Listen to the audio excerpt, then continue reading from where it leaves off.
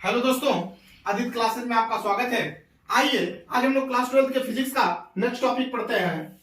अगले दिन हम लोग अक्षीय स्थिति पढ़ चुके थे। किसी वैद्युत द्विध्रुव के कारण अक्षीय स्थिति की तीव्रता का मान क्या होता है। आज हम लोग निरक्षीय स्थिति पढ़ने वाले हैं। निरक्षीय स्थिति, निरक्षीय स्थिति, इसको हम लोग पढ़ने वाले हैं। निरक्षीय स्थिति जिसको इंग्लिश में कहते हैं ब्रॉड साइड ऑन पोजीशन, इसको हम लोग पढ़ने वाले हैं। सबसे पहले तो हम निरक्षीय स्थिति को समझ लें कि निरक्षीय स्थिति का डायग्राम कैसा बनता है। सबसे पहले एक वैद्युत द्विध्रुव बना है। ये एक वैद्युत द्विध्रुव है, एक वैद्युत द्विध्रुव है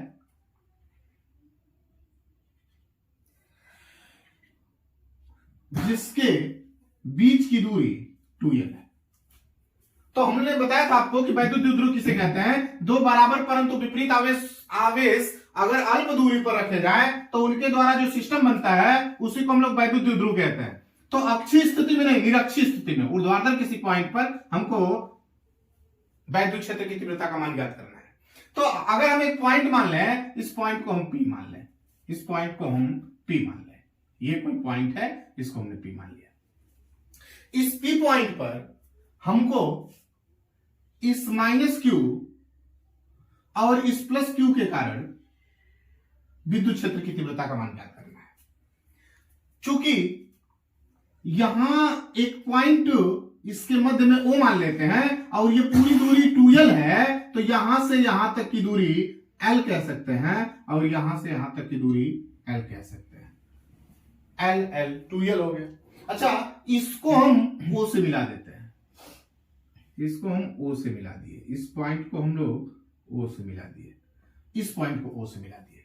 अच्छा, इस पॉइंट को O से मिला दिए तो आपने देखा होगा कि अक्षीय स्थिति में जो O पॉइंट था, O मध्य बिंदु था, जो वैद्युत द्विध्रुव का मध्य बिंदु था, वहां से P के बीच की जो दूरी थी उसको हम लोग R कहे थे, तो हम इसको भी R कह लेते हैं। ये R है। चूंकि ये वैद्युत द्विध्रुव इस वैद्युत द्विध्रुव के +q के कारण इस पॉइंट पर निकालना है, तो हम मान लेते हैं कि इसके बीच जो एंगल बन रहा है वो एंगल थीटा है। ये एंगल थीटा है। अब +q के कारण इस पर वैद्युत क्षेत्र की तीव्रता की दिशा को दिखाना है। तो चूंकि जिस पॉइंट पर वैद्युत क्षेत्र की तीव्रता की दिशा का वर्णन किया जाता था, तो उसको हम लोग कहते थे कि इसके ऊपर आप प्लस पॉजिटिव स्मॉल चार्ज रख लीजिए, कोई वेरी स्मॉल पॉजिटिव चार्ज ले लीजिए और उसको रख के देखिए कि ये किधर किस दिशा में जाता है। जिस दिशा में जाएगा वैद्युत क्षेत्र की तीव्रता की दिशा वही होगी। तो अगर यहाँ एक पॉजिटिव चार्ज ले लें तो इसके कारण ये एक दूसरे को रेफेल करेगा, एक दूसरे को प्रतिकर्षित करेगा, तो हम कह सकते हैं कि ये बाहर की तरफ जाएगा। मतलब इसके कारण जो वैद्युत क्षेत्र की तीव्रता होगी वो होगी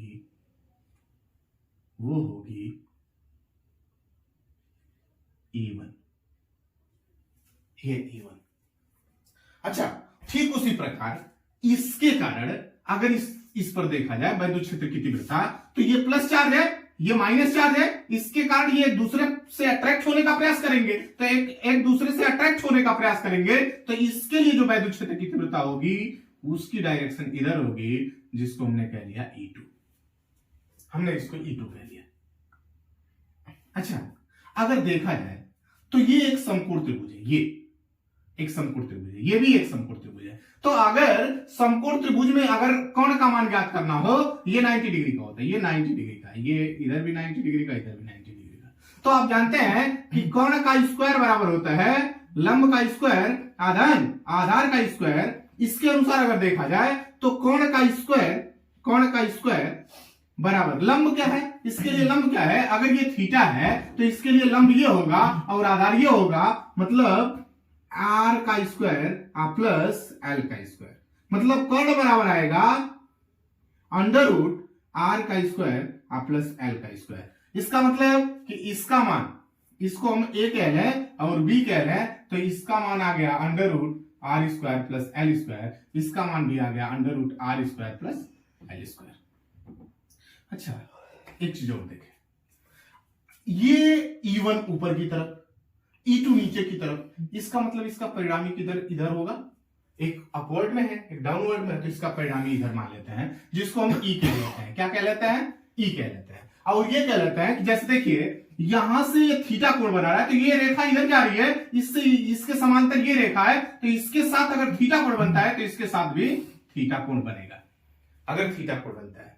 तो अगर इस डायग्राम को मैं दूसरे तरीके से समझाने का प्रयास करूं कि जैसे ये एक पॉइंट है, इस पर एक E1 इधर लगा है, एक E2 इधर लगा है, परिणामी इधर है E, सबको आपस में मिलाइए,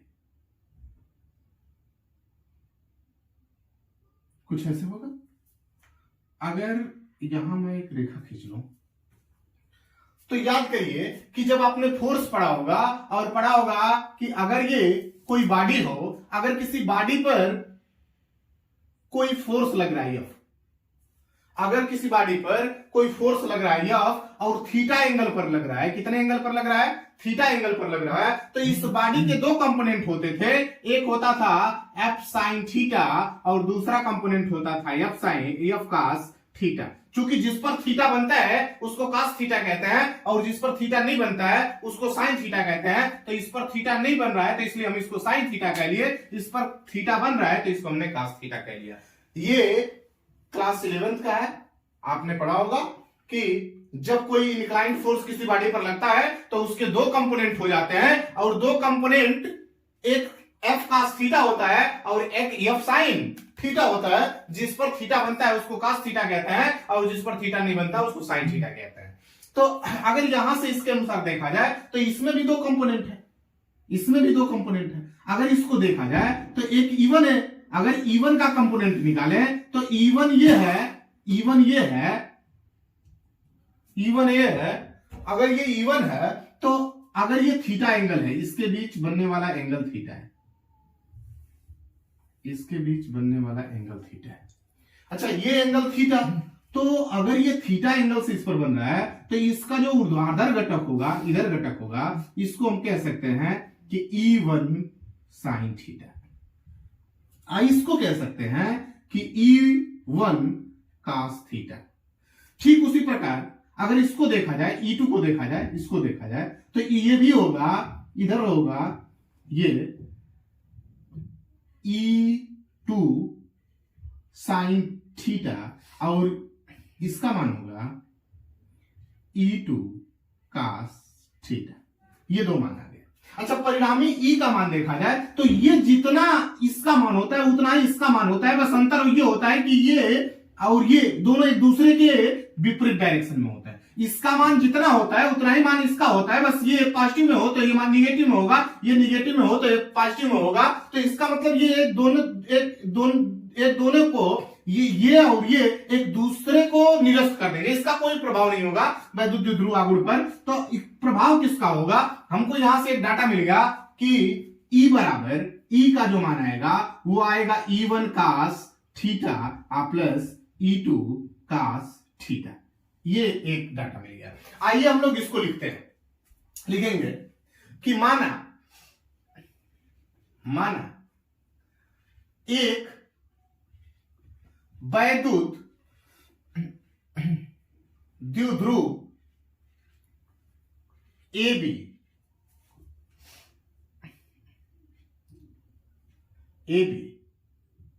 माना एक वैद्युत द्विध्रुव प्लस Q तथा माइनस Q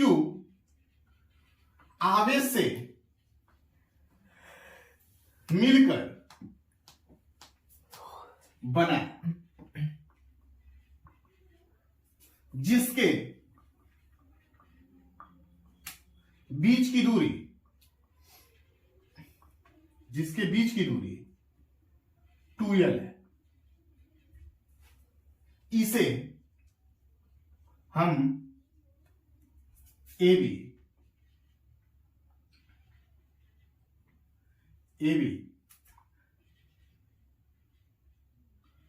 कह रहे हैं। इसको हमने AB कह दिया वैद्युत द्विध्रुव को। इस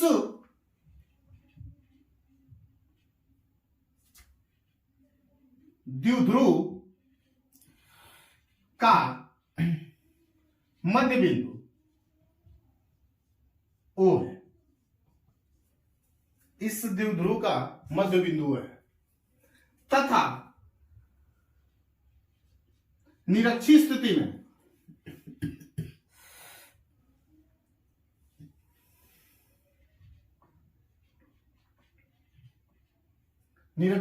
में किसी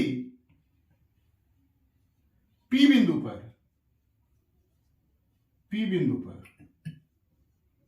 द्विध्रुव के कारण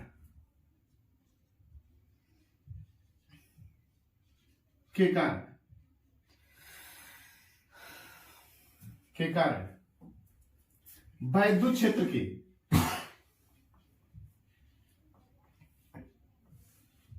की तीव्रता ज्ञात करनी है। द्विध्रुव के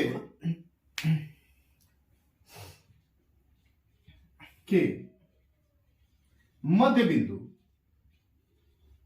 O से R दूरी पर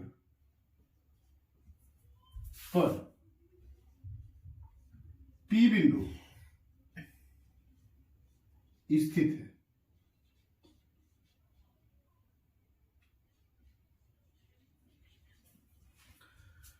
फिर कह रहा है, हमने कहा कि माना एक वैद्युत द्विध्रुव जो प्लस क्यू और माइनस क्यू आवेश से मिलकर बना है, जिसके बीच की दूरी 2l है, इसे हम AB द्विध्रुव कह सकते हैं या AB कह सकते हैं। इस द्विध्रुव का मध्य बिंदु O है तथा निरक्षीय स्थिति में किसी P पॉइंट पर द्विध्रुव के कारण वैद्युत क्षेत्र की तीव्रता का मान ज्ञात करना है। द्विध्रुव के मध्य बिंदु O से R दूरी पर P बिंदु स्थित है। अच्छा, सब ये डाटा लिख लिया हमने ये भी देख लिया प्लस क्यू तथा माइनस क्यू से P बिंदु की दूरी under root R square plus L square है। दोनों के बीच की दूरी R square plus L square है, हमने निकाला है। यहां से यहां तक के बीच की दूरी R plus under root R square plus L square, ये हमने डाटा निकाला है। अच्छा, इतना मान तो हमने निकाल लिया, सब कुछ लिख भी लिया। अगर अच्छा, पिछले क्लास में हम लोगों ने निकाला था कि किसी बिंदु आवेश के कारण किसी बिंदु पर जो वैद्युत क्षेत्र की तीव्रता का मान था वो E बराबर था 1/4 पाई एप्सिलॉन 0 Q बटा R स्क्वायर, इतना हम लोगों ने निकाला था। अगर हमको E बराबर इतना पता हो जाए तो हमको परिणामी तीव्रता निकालना है। E बराबर E1 cos थीटा प्लस E2 cos थीटा, यही निकालना है, यही मान निकालना है आपको। E1 cos थीटा प्लस E2 cos थीटा, तो E1 का मान अगर निकाले तो हम कह सकते हैं कि E1 का मान इसके कारण निकलेगा, तो प्लस Q के कारण प्लस Q के कारण बिंदु P पर वैद्युत क्षेत्र की तीव्रता अगर कहें तो E1 बराबर 1/4 पाई एप्सिलॉन 0 Q बटा, इसके लिए R जो है वो under root R square plus L square है, तो हम कह सकते हैं कि अंडर रूट R का स्क्वायर प्लस L का स्क्वायर का होल स्क्वायर। ये तो E बराबर आएगा, E1 बराबर आएगा 1/4 पाई एप्सिलॉन 0 Q बटा R square plus L square, इतना आएगा। हम अगर E2 का मान देखें तो E2 का मान ठीक इसी प्रकार 1/4 पाई एप्सिलॉन 0 माइनस Q के कारण 1/4 पाई एप्सिलॉन 0 Q बटा under root R square plus L square का होल स्क्वायर आएगा। इससे ये कट जाएगा, यहां से E2 बराबर निकल के आएगा 1/4 पाई एप्सिलॉन 0 Q बटा R square plus L square. E1 का मान मिल गया आपको, E2 का मान मिल गया। अगर E1 E2 दोनों का मान मिल जाए तो हम इसमें हम लोगों को मान निकालना है E बराबर E1 cos थीटा प्लस E2 cos थीटा, इतना मान निकालना है। तो वेक्टर E बराबर, अगर E1 का मान रख लें तो E1 का मान है 1/4 पाई एप्सिलॉन 0 क्यू बटा R square plus L square into cos थीटा, प्लस इसका मान भी वही है एप्सिलॉन 0 क्यू बटा R square plus L square into cos थीटा। अच्छा, इस मान को और इस मान को देखिए, दोनों इक्वल है, तो अगर हम लिखना चाहें तो ऐसे लिख सकते हैं कि E बराबर 1/4 पाई एप्सिलॉन 0 क्यू बटा R square plus L square गुणे 2 cos थीटा लिख सकते हैं। दोनों इक्वल है, हमने दो आगे लिख लिया। अब cos थीटा का मान देख लेते हैं। cos थीटा का मान क्या होगा, यहां से देखिए cos थीटा, इसके लिए थीटा cos थीटा, तो cos बराबर होता है आधार बटा कर्ण। अच्छा, इसके लिए आधार क्या होगा, इसके लिए थीटा के लिए आधार यल, और जो कर्ण होगा वो तो ऑलरेडी सबको पता है कि R square plus L square है, तो cos थीटा का मान हमको मिल गया। अगर यहां से देखें, यहां से मान रखें तो E बराबर 1/4 पाई एप्सिलॉन 0 क्यू बटा R square plus L square गुणे 2 गुणे cos थीटा का मान रखें तो cos थीटा का मान हमने निकाल लिया L बटा under root R square plus L square. ये लिखें तो E बराबर लिख सकते हैं 1/4 पाई एप्सिलॉन 0 गुणे 2QL बटा R square plus L square, एक कोष्टक में, दूसरे कोष्टक में R square plus L square का एल स्क्वायर करनी है। अच्छा, इसका मान निकालें तो E बराबर हम लिख सकते हैं कि 1/4 पाई एप्सिलॉन 0 गुणे 2QL को हमने P बताया था आपको, वैद्युत ध्रुव गुण, और इसको लिखें तो देखिए R square plus L square एक घात, और इस पर R square plus L square पर कड़ी है, इसका मतलब 1/2 घात, तो दोनों को आप जोड़ देंगे तो 1 धन 1/2 जोड़ेंगे तो आएगा 3/2। मतलब अगर हम लिखना चाहें तो लिख सकते हैं R square plus L square पर 3/2 घात। चूंकि पिछले क्लास में भी हम लोग पढ़े थे कि आर का मान एल की अपेक्षा इतना बड़ा होता है कि एल का मान अप्रॉक्सीमेट इक्वल टू 0 रख लेता है, तो यहां से रखेंगे तो E बराबर आएगा 1/4 पाई एप्सिलॉन 0 गुणे P बटा आर स्क्वायर प्लस 0 पर 3/2 घात। अगर इसका मान निकालें तो आएगा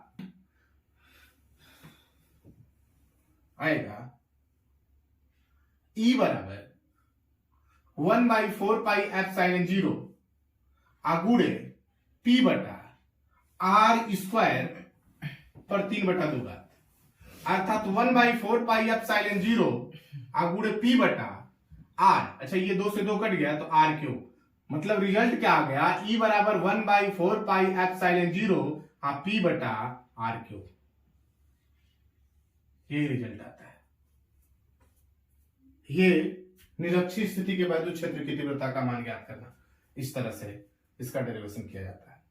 अच्छा, एक चीज कॉमन चीज देखें, अगर कुछ कॉमन चीज देखें तो हम कह सकते हैं कि जब हम वैद्युत क्षेत्र की तीव्रता का मान ज्ञात कर रहे थे तो फार्मूला था कि E बराबर 1/4 पाई एप्सिलॉन 0 क्यू बटा आर स्क्वायर, और वैद्युत ध्रुव गुण के कारण जब हमने वैद्युत क्षेत्र की तीव्रता का मान निकाला तो इसका मान आया 1/4 पाई एप्सिलॉन 0 P बटा आर क्यूब। मतलब इसमें और इसमें अंतर क्या है कि जो वैद्युत ध्रुव गुण के कारण वैद्युत क्षेत्र की तीव्रता आती है, उसमें जो होता है उनके बीच की दूरी तृतीय घात के व्युत्क्रमानुपाती होती है, और इसमें वैद्युत क्षेत्र की तीव्रता का मान उसके वर्ग के